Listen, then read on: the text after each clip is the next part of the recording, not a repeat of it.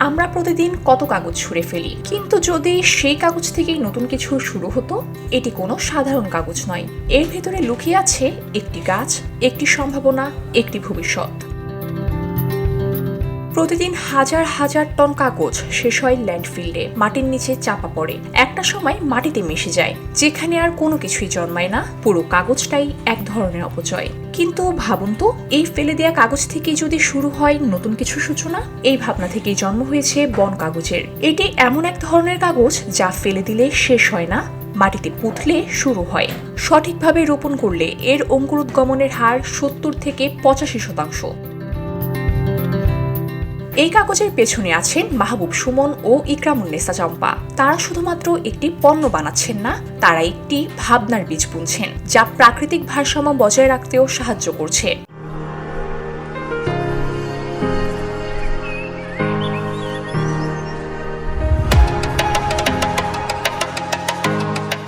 সুমন বলেন, এই কাগজটা হাতে নিলে মানুষ একটু থামে, নেড়েচেড়ে দেখে, অনুভব করে, আর সেই ছোট্ট মুহূর্তে শুরু হয় পরিবেশ নিয়ে ভাবনা।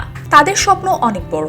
আগামী 10 বছরে তারা চান বাংলাদেশের ক্ষতিগ্রস্ত বাস্তুসংস্থান আবারও সবুজ হয়ে উঠুক, আর সেই পরিবর্তনের অগ্রনায়ক হলো শালবৃক্ষ। এই ভাবনা নিয়েই শুধু বাংলাদেশ নয়, 2024 সালে বীজ কাগজের বৈশ্বিক বাজার মূল্য ছিল প্রায় $144 মিলিয়ন। ধারণা করা হচ্ছে 2034 সাল নাগাদ তা পৌঁছাবে 213 মিলিয়নে। এই পরিবর্তনের পথে এগিয়ে থাকবে ভারত, চীন এবং আরও অনেক দেশ।